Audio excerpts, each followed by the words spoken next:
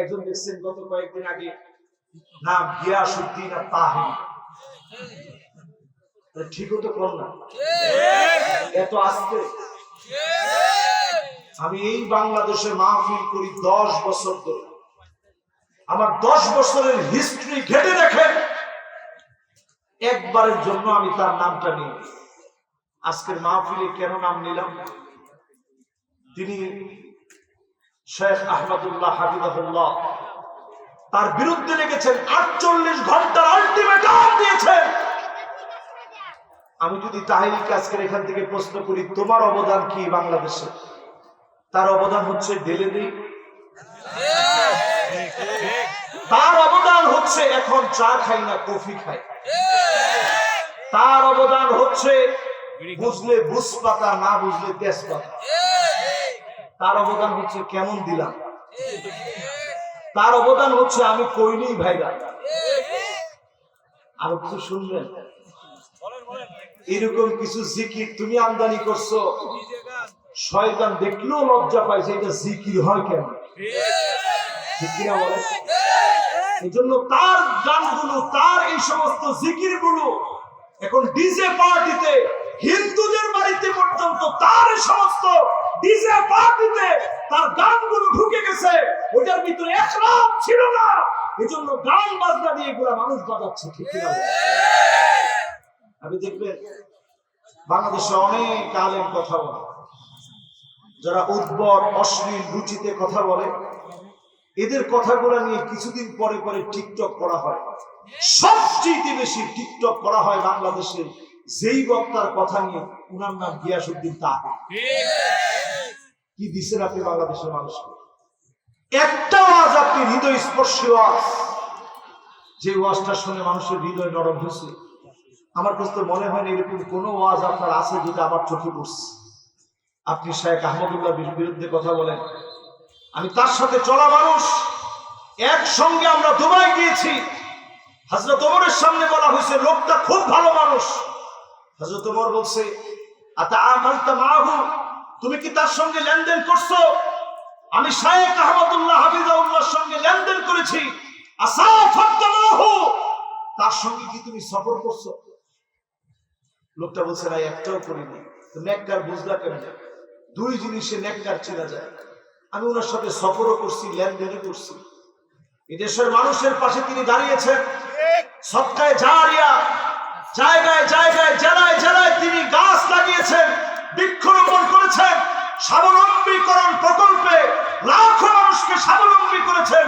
বন্যার্থ মানুষের পাশে দাঁড়িয়েছেন। সিলেটে ছুটে গিয়েছেন, সাতকানিয়া ছুটে গেছেন। তোমার মতো আউল ফাউল বাউলদের কোন অবদান বাংলার মাটিতে নাই। ঠিক কিনা? আজকের এই মাহফিল থেকে বলি, এরকম টিকটকার কোন বক্তার 48 ঘন্টার কোন আলটিমেটাম, এটা বাংলাদেশের মানুষ কানে নেয় নাই। আসলে কোন আলটিমেটাম সে দিতেও পারে না, আলটিমেটামের টাইমও শেষ হয়ে গেছে। ঠিক কিনা? এবার আসেন মূল বিষয়টা নিয়ে। রাসূল করিম সাল্লাল্লাহু আলাইহি সাল্লাম, আল্লাহ রাব্বুল আলামিন রাসূলকে নবুয়তি দিয়েছেন 40 বছর বয়স। নবুয়তের পূর্বের সময়টা হাকিকাতান, বাস্তবিক পক্ষে ওই সময় তিনি নবী ছিলেন। নবীজি নবী ছিলেন কোন সময় থেকে? কুনতু নাবিয়ান ওয়া আদামু মুনজাদিলুন বাইনাল মাই ওয়াত তিন। অন্য হাদিসের ভিতরে আসছে বাইনার রূহ ওয়াল জাসাদ। যখন আদম আলাইহিস সালাম রূহ আর শরীরের মাঝখানে ছিলেন, ওই অবস্থা থেকেই নবীজিকে আল্লাহ পাক নবী হিসেবে নির্বাচন করে রাখছেন। জোরে করে আল্লাহু আকবার। এইজন্য তো নবী দুনিয়া আসার পরে খালি চিন্তা করছে মানুষের এই হিংসা, বিদ্বেষ, মারামারি কি করে দূর করা যায়, হাজরে আসওয়াদের এই পাথর কিভাবে ঝগড়া বিভেদ মুক্ত কিভাবে স্থাপন করা যায়, যুগ যুগ ধরে চলমান সংঘাত কিভাবে নিভায় দেওয়া যায়। হেরা গুহায় তিনি জ্ঞানমগ্ন থাকার জন্য চলে যেতেন, কারণ ওনাকে যিনি নির্বাচিত করে রাখছেন তিনি কে? হুকমান 40 বছর বয়সে কিতাব নাযিল করে সব বিষয়গুলোকে সুস্পষ্ট ভেঙে ভেঙে দিয়ে, মদ খেলে কি অপরাধ, শাস্তি কি, জেনা করলে কি অপরাধ, শাস্তি কি, সব বিষয়গুলো 40 বছর বয়সে নবীজির উপরে ওয়াহী নাযিল শুরু হলো। 13 বছর তিনি মক্কায় কাটালেন।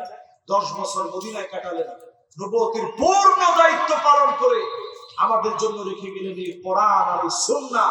এই দুইটা যতদিন আঁকড়ে ধরবো, জালেমের জুলুম চলবে, এই সমস্ত ঠকবাজ বন্ডদের প্রতারণা চলবে, মুসলমানদের ঈমান কেউ হরণ করতে পারবে না। ঠিক কিনা?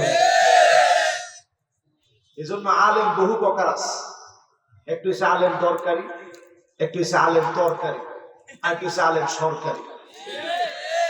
কথা বলা কোন রকম আলেম হবে?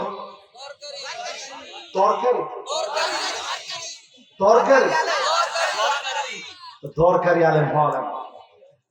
দরকারি আলেম মানে মুযাদ্দাবিনা বাইনা যালিক লা ইলাহা ইল্লা ওয়া লা ইলাহা ইল্লা, এদিকেও আসি ওদিকেও আসি, এরকম গোলালো মার্কা আলেম হওয়া যাবে না। আবার হককে হক জেনে চুপ থাকার মতো দুঃসাহস করা যাবে না। প্রয়োজনে বাতিলের সামনে নিজের জীবন বিলিয়ে দিয়ে আল্লাহর কালেমাকে উচ্চারণ করে তাওহীদের জন্য শহীদ হতে হবে। ঠিক কিনা বল? কত নম্বরে জানি আসি খেলা আছে।